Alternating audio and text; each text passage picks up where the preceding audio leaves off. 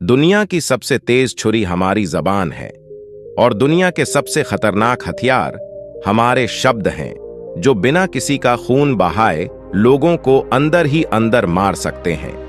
हमारे शब्द हमारी ताकत हो सकते हैं, उसी के साथ यह हमारी सबसे बड़ी कमजोरी भी हो सकते हैं, अगर हमें नहीं पता कि कब, कहां और क्या और कितना बोलना है।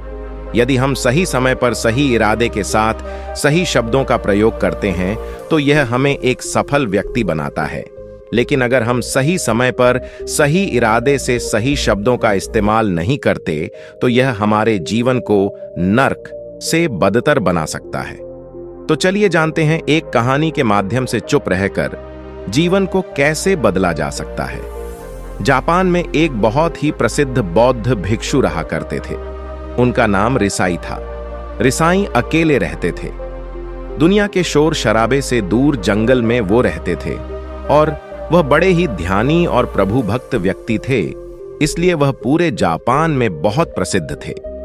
एक दिन एक राजकुमार रिसाई के पास आया और बोला, हे प्रभु, मैं हमेशा थका हुआ, निराश और परेशान महसूस करता हूं।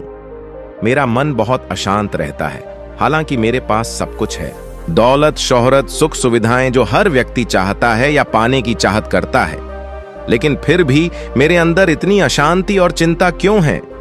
रिसाई ने उसकी बात बहुत ही ध्यान सुनी और कुछ सोचने के बाद कहा, तुम इस प्रश्न का उत्तर जानते हो, बस तुमने कभी इस प्रश्न को हल करने की कोशिश नहीं की है। रिसाई ने आगे कहा, मैं एक खोज करना चाहता हूं, क्या तुम मेरा साथ उसमें दोगे? इस खोज के बाद तुम्हारे जीवन में किसी भी तरह की अशांति और चिंता नहीं रहेंगी। यह बात सुनकर राजकुमार बहुत खुश हुआ। उसने रिसाई से कहा, बताइए मुझे क्या करना होगा? अपने मन के शांति के लिए मैं कुछ भी करने को तैयार हूं। राजकुमार की बात सुनकर रिसाई ने कहा, तो फिर अगले 15 दिन तक मेरे आश्रम में रहोगे और एक सामान्य व्यक्ति की तरह अपना जीवन व्यक्तित्व करोगे, और इन 15 दिनों में तुम अकेले और चुपचाप रहोगे, जितना हो सके कम बोलोगे। राजकुमार सहमत हो गया। पहले दिन राजकुमार को लगा कि उसका मन सामान्य से अधिक अशांत और विचलित है। उसके मन में तरह तरह के विचार आ रहे थे और वह आम लोगों की तरह जीवन जीने में असहज महसूस कर रहा था और उसे अंदर से बोलने की चाहत हो रही थी, लेकिन वह चुपचाप रहा। उसके मुंह से एक शब्द भी नहीं निकला। अगले दिन वह वैसे ही पूरा दिन चुपचाप बैठा रहा। अगले 2-3 दिन बस वह चुपचाप बैठे रहता, लेकिन रात होते होते उसे अंदर ही अंदर शांति का अनुभव होने लगा। उसके लिए यह अनुभव अजीब था। वह खुद से पूछ रहा था कि वह अंदर ही अंदर इतना खुश क्यों है। अगले दिन राजकुमार अकेला चुपचाप बैठा रहा और वह प्रकृति को निहारने लगा। वह पौधों को, फूलों को, आकाश में उड़ रहे पक्षियों को देख रहा था। वह अपने जीवन में पहली बार यह अद्भुत दृश्य महसूस कर रहा था कि उसके आसपास कितनी सुंदरता है। अब वह दिन भर प्रकृति की सुंदरता को निहारता रहता और ताजगी महसूस करते रहने लगा था। इसी तरह से 10 दिन बीत गए थे और उसके मन की सारी बेचैनी, सारी हलचल और सभी तरह के तनाव गायब हो गए।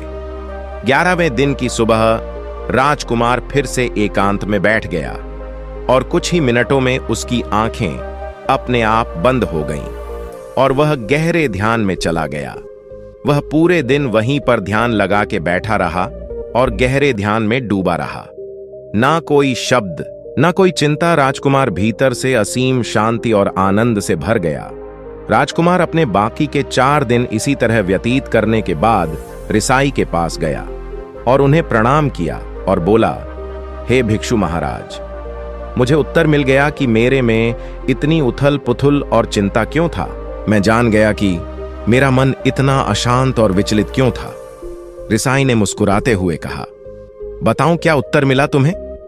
राजकुमार ने कहा, मैं जरूरत से ज्यादा बातें करता था। मैं किसी पर भी अपने शब्द और ऊर्जा व्यर्थ करता था। मैं दिन भर अपने लोगों से फालतू बातें करता और अकेले में उन्हीं लोगों के बारे में सोचता रहता था। ज्यादातर समय नेगेटिव बातें सोचता रहता और इस तरह से मैं अपना समय बर्बाद कर देता था। ज्यादा बोलने और नेगेटिव सोचने से मेरा मन अशांत और बेचैन हो गया था।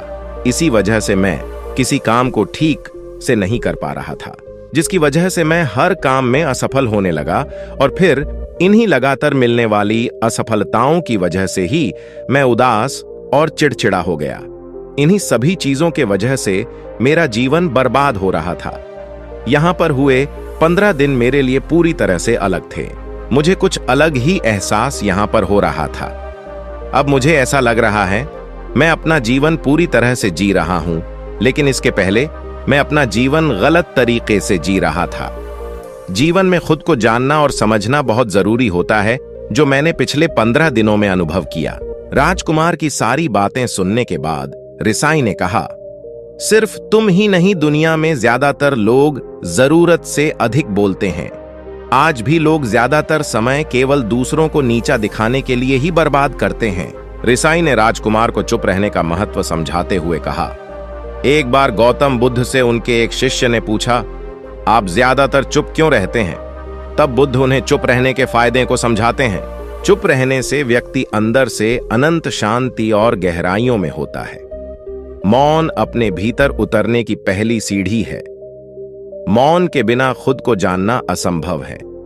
खुद को जानने और समझने का पहला नियम है मौन हो जाओ। कम बोलने का कोई भी नुकसान नहीं है, लेकिन यदि आप ज्यादा बोलते हैं तो आप अधिक गलतियां करते हैं। अगर व्यक्ति कम बोलना शुरू कर दें तो संसार की 90% मुसीबतें अपने आप खत्म हो जाएंगी। जिसने मौन रहने की कला जान ली, वो भीड़ में भी अकेले रहने कला जान लेता है। एकांत में तो आदमी आनंदित रहता है, दूसरों की उपस्थिति ही तो बेचैनी पैदा करती है। चुप रहने की शक्ति से अधिकतर ऊर्जा को बचा लोगे। इस कहानी से हमें यह सीखने को मिलता है कि चुप रहने में भी एक अद्भुत शक्ति होती है। अगर हम सही समय पर सही शब्दों का प्रयोग करते हैं तो हम अपने जीवन को सकारात्मक दिशा में बदल सकते हैं। चुप रहने से हम अपने आत्मा की गहराइयों में जा सकते हैं और अंदर से शांति का अनुभव कर सकते हैं। इससे हम अपने विचारों और भावनाओं को साफ करके अपने जीवन को सकारात्मक बना सकते हैं। चुप रहने की कला हमें सीखनी चाहिए ताकि हम अपने शब्दों का सही इस्तेमाल करके अपने और दूसरों के जीवन को सुधार सकें। तो दोस्तों, उम्मीद करते हैं आपको हमारी मोटिवेशनल स्टोरी चुप रहने का महत्व पसंद आई होगी। अगर पसंद आई तो वीडियो को लाइक करना, चैनल को सब्सक्राइब करना और साथ में बेल आइकन को भी जरूर प्रेस करना।